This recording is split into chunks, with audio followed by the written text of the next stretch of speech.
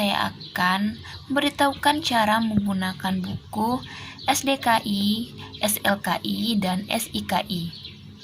Tiga buku ini sendiri biasanya digunakan oleh mahasiswa keperawatan untuk membantu dalam membuat asuhan keperawatan. Nah, tiga buku ini sendiri memiliki fungsi yang berbeda-beda.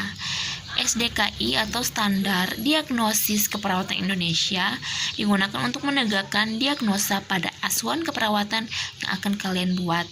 Standar Luaran Keperawatan Indonesia digunakan untuk menentukan kriteria hasil pada kasus yang akan kalian buat. SIKI atau Intervensi Keperawatan Indonesia digunakan untuk menentukan intervensi atau perencanaan pada kasus yang sudah kalian buat. Nah, buku pertama yang akan digunakan adalah Standar Diagnosis Keperawatan Indonesia atau SDKI.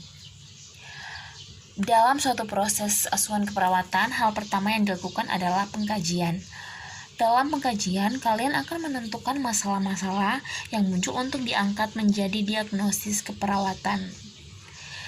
Nah, misalnya contoh kasus nyeri akut. Tetapi kali ini saya akan mengambil contoh kasus nausea. Terlebih dahulu kita cari nausea pada daftar isi. Nausea. Nah, nausea ada pada halaman 170. Kita buka halaman 170. Nah, ini dia nausea. Terdapat subkategori, terdapat definisi, penyebab, yaitu berupa gangguan biokimiawi, gangguan pada esofagus, distensi lambung, dan masih banyak lagi. Ada gejala dan tanda mayor, ada kondisi klinis terkait berupa meningitis, labirintis, uremia, dan masih banyak lagi. Nah, buku yang kedua kita buka buku Standar Luaran Keperawatan Indonesia. Kita buka daftar isinya terlebih dahulu. Pada daftar tautan SDKI dan SLKI, kita cari nausea. Nausea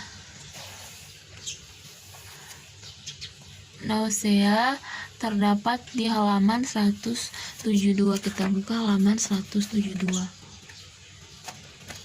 Halaman 172.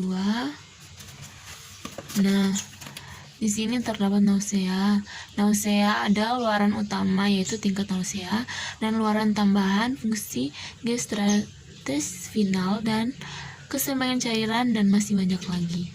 Kita buka luaran utama yaitu tingkat nausea pada daftar isi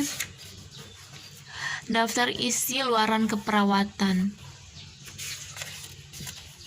Kita cari tingkat nausea.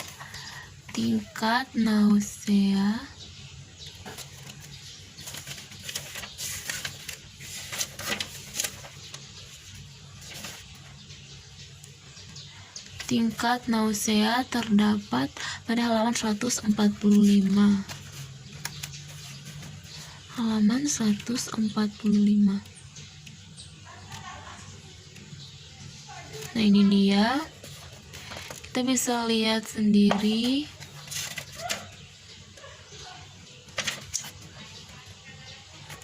Tingkat nausea yaitu ada terdapat definisi, ekspektasi menurun, dan kriteria hasil.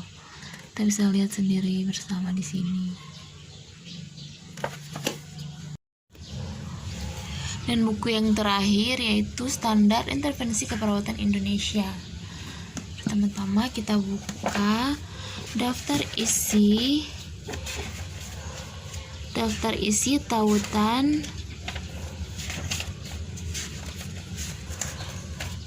tautan SDKI, SIKI. Kita cari nausea yaitu terdapat di halaman 484. Kita cari halaman 484.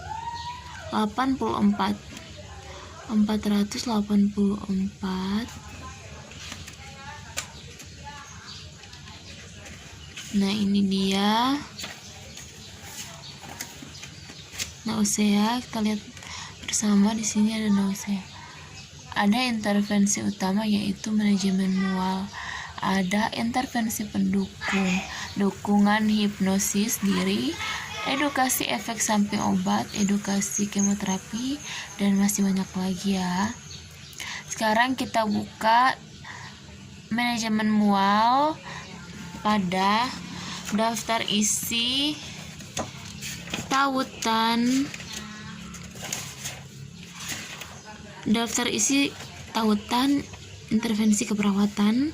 Kita cari manajemen mual. Manajemen mual itu pada halaman 197. Kita buka halaman 197. Halaman 197.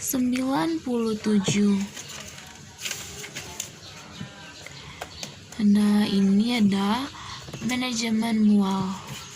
Kita lihat bersama ada definisi, yaitu mengidentifikasi dan mengelola perasaan tidak enak pada bagian tenggorokan atau lambung yang dapat menyebabkan muntah. Tindakan observasi, identifikasi pengalaman mual, identifikasi isyarat nonverbal, ketidaknyamanan misalnya pada bayi, anak-anak, dan mereka yang tidak dapat berkomunikasi secara efektif. Ada identifikasi dampak mual terhadap kualitas hidup, misalnya nafsu makan, aktivitas, kinerja, tanggung jawab peran, dan tidur, dan masih banyak lagi ya teman-teman, bisa lihat di sini. Itulah dia teman-teman, pembahasan singkat mengenai cara menggunakan buku SDKI, SLKI, dan SIKI. Mohon maaf atas kekurangan dari video ini, lebih dan kurangnya saya ucapkan terima kasih. Saya juga mengajak teman-teman untuk bergabung bersama saya di UNPI, karena UNPI. Selamat datang di Universitas Pembangunan Indonesia Manado, yang terletak dekat dengan kawasan bisnis Bahu Mall Manado. Tempatnya di Kelurahan Bahu, lingkungan 3 Manado, sangat strategis di pusat kota Manado. Dibangun di atas lahan seluas 2,5 hektar, Universitas Pembangunan Indonesia Manado berdiri megah dengan ruangan 7 lantai, terdiri dari ruangan kelas, ruangan kantor, perpustakaan, laboratorium komputer, laboratorium keperawatan, pengadilan semu, dan laboratorium bahasa, kantin, serta rooftop di lantai atas. Universitas Pembangunan Indonesia Manado memiliki 6 fakultas dengan program studi, yaitu Fakultas Pertanian, Prodi Agribisnis, Fakultas Hukum, Prodi Hukum, Fakultas Teknik, Prodi Teknik Elektro dan Teknik Sipil, Fakultas Ilmu Sosial Ilmu Politik, Prodi Ilmu Politik, Fakultas Sastra, Prodi Sastra Inggris, Fakultas Keperawatan, Prodi Ilmu Keperawatan, dan Profesi Nurse. Didukung oleh sumber daya manusia yang berkompeten dan tersertifikasi, Universitas Pembangunan Indonesia Manado memiliki dosen dan tenaga kependidikan dengan latar belakang S2 dan S3 lulusan dalam dan luar negeri. Proses belajar mengajar dilaksanakan dengan teknologi informasi merujuk perkembangan dunia modern saat ini, dilakukan dengan sistem e-learning dan sistem ujian online atau ULAIN.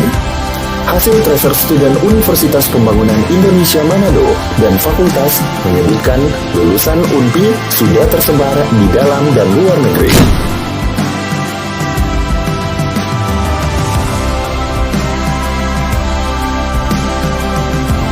Selamat bergabung putra-putri terbaik bangsa.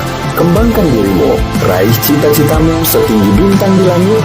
Kami siap menghasilkan generasi terbaik dan pemimpin di masa depan.